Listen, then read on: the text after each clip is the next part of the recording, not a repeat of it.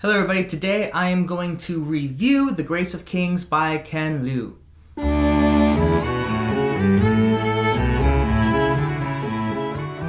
Once again, we are going to be reviewing The Grace of Kings by Ken Liu, which is the first book in the Dandelion Dynasty, which first came out, I believe, in 2014. The Grace of Kings was the first book that came out in that, and is going to finish this next year in 2022 in April with the fourth installment coming out then. And in fact, the third installment is coming out in December of this year. So this is a series that is about to end, and it is the perfect time for you to pick it up. And I'm going to be honest, in this review, one of my main goals is to convince you guys to pick up this work and this series, and The Grace of the Kings in particular, because I absolutely loved it. I have not read a new series and raved about it since I first read, it was probably the Live Ship Traders trilogy. It was like the last one where I was reading it. I was like, oh, this is going to be one of my all-time favorite reads. And I had that same feeling as I was reading the Dandelion Dynasty. So I want to talk to you guys about it. Let's talk about this first book, The Grace of Kings. This book has won a ton of awards, most noteworthy, I guess, being Nebula Award and a Hugo Award.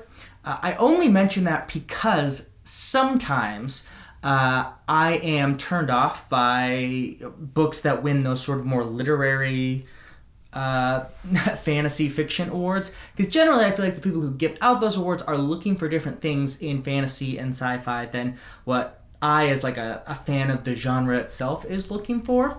And I think there's a general feel sort of in the BookTube community that is the case as well. So I mention it not necessarily to like build up the work in your mind, but to assure you that despite that fact, it is a great read and an entertaining read, not just like a literary fantasy, mishmash. The first time I heard of the Dandelion Dynasty was actually Time's Top 100 Fantasy Works of All Time, which is a list that overall I didn't really jive with. I like reading them just kind of like this, find out about new works I haven't heard of, or just to, it's always fun to banter about best of lists because everyone's is different.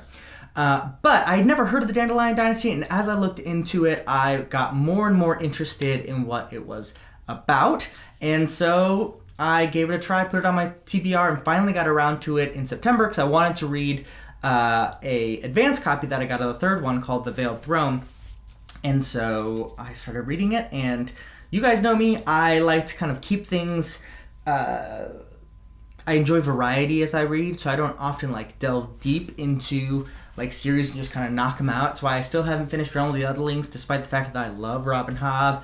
It took me a year and a half to read Melasm for the same reason. But I read back to back to back these three works that I had so far, the Dandelion Dynasty, just to tell you a little bit about how much I loved this. But enough of this talk. Let's actually talk about the book itself, what it is about, which is difficult and more difficult in some ways than fantasy that I usually read because the plot is so far-reaching. At its core, really, this story is about the islands of Dara, which just recently have been united under a single emperor. And this emperor is, as most emperors in history have been, very prideful, and while he is bringing some freedoms, I guess, or some sort of identity to the islands as a whole, and sort of unifying them, which is in some ways a good thing and good for like technology, he is a tyrant in many ways, and he forces labor on certain parties, and he builds this great mausoleum to himself, and levies huge taxes. So that is where we enter the story at the start of this larger empire. And the interesting thing is, going into it, I didn't know much about where the story was going to go from there, even down to I didn't know what the main characters were going to be, because the first 100 pages or so is really like a lot of setup to a lot of different characters and aspects and areas of the islands, this huge archipelago. And so you don't know exactly where this is going, even from the beginning. But after that 100 pages, it sort of coalesces down to a story of two men who are struggling in various ways with the new empire. One is Kuni Garu, who is this bandit slash thief slash gambler who is sort of the epitome of like I don't know, kind of like a Danny Ocean-like character in the sense of like this very likable, at his core kind and compassionate person that finds himself on the other side of the law. And he doesn't, unlike Danny Ocean, it's not really on purpose or for like personal gain. It's just kind of how the world has shaken out. And he keeps trying new things and failing new things. But he is incredibly smart in the worldly side of things and charming. But he is like a peasant. He's at the bottom of this feudal totem pole. The second major character is basically the opposite of Kuni Garu. His name is Mata Zundi. And he is from an old family that used to have power before they were conquered by the empire, and so he holds this huge grudge and revenge against the emperor and wants to not only take his old family holdings back, but also destroy the whole empire that was built. He is a massive, almost giant person, incredibly strong, almost inhumanly so. He wields these two huge weapons, is an incredible commander, is just like this person from myth stepped out into the real world almost. And he has this great pedigree. He is, again, the opposite of Kuni Garu. He is like the top of the totem pole. He was a king. And because of that, he enjoys the feudal system and sees it as a good thing, whereas Kuni Garu, the opposite, doesn't. He is more like a voice for the people. And they are struggling against the empire from opposite sides, and it's just their story of struggling against the empire. I don't want to say more because those two characters, you love and appreciate both of them. They meet each other, they go in and out of alliances and not, and I don't want to say more, but that's kind of the heart of it. But there's so much more going on in this world and in this book. And while I can't say more about the plot, as I reflect about the plot, I get to the place where I can talk about the thing that I love most about this work, and that is the storytelling that Liu gives us in the Dandelion Dynasty. Because any review will probably mention this, and it's true. He combines unique ways of telling stories into something that really I have not read before in this particular way. There's a lot of ways you could describe it. You could say this is sort of a combination of Eastern storytelling with Western storytelling. I would go historically to say this also feels like it's a combination of an oral history combined with a written history to tell this story.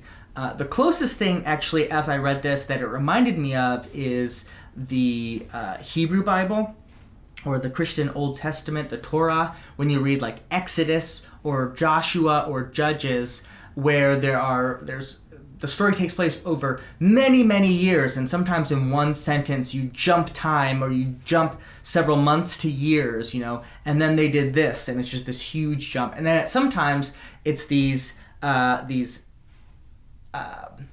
episodic descriptions, like a conversation between two people like you would normally read. So maybe an example will help. Maybe the difference between like a storytelling method and like a scene or episodic nature that I think more of us are used to. So like a history perspective would say, Counselor Tom and Counselor Jerry discussed the defense of the building and they successfully defended the castle.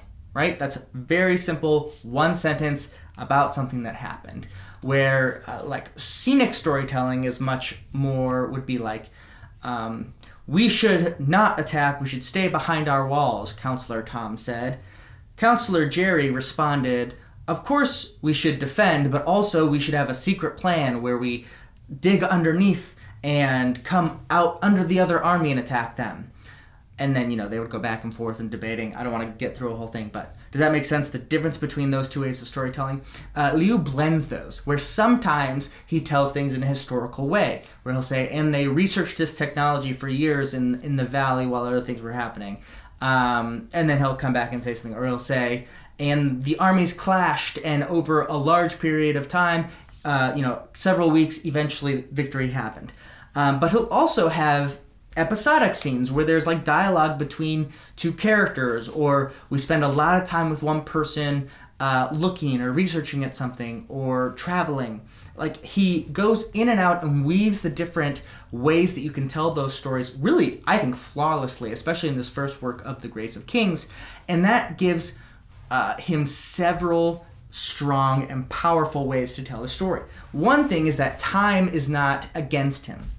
And a lot of stories, like racing against time, or like the problem of, people have to, travel large distances, but because the way you're telling the story would be jarring if that happened without telling you more about it.